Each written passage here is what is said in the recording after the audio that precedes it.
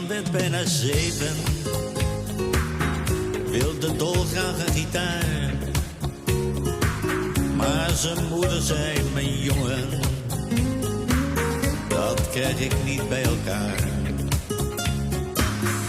Jantje pakte toen zijn spaarpot en ging naar een speelgoedzaak. Daar kocht hij een zak ballonnen en hij schreef toen op een kaart. Er zweeft langs de wolken een blauwe luchtballon. Daaraan hangt een kaartje met lieve papigo. Ik ben bijna jarig, wil dolgraag een gitaar. Oh, allerliefste papi, maak Jaantje stroom toch maar.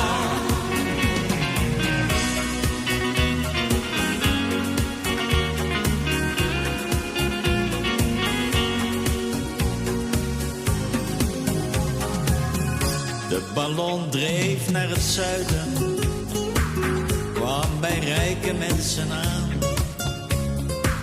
Toen ze op het kaartje keken, kwam er in hun oog een traan. Want hun eigen kleine jongen was gestorven vorig jaar. Daarom gaven zij aan Jantje voor zijn verjaardag een gitaar. Er zweeft langs de wolken een blauwe luchtballon.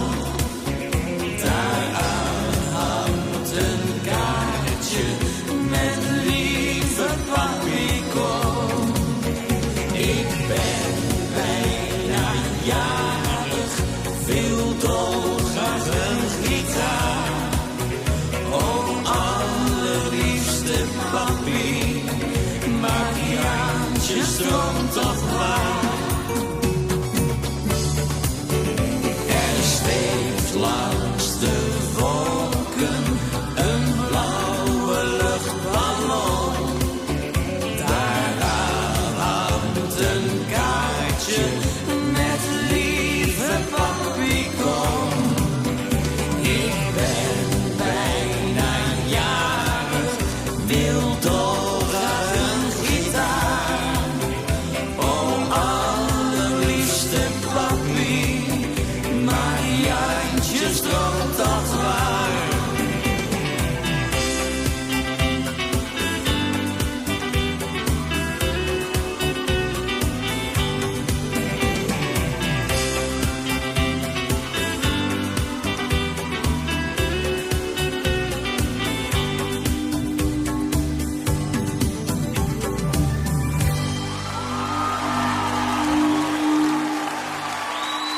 Julius en Thomas Bergen.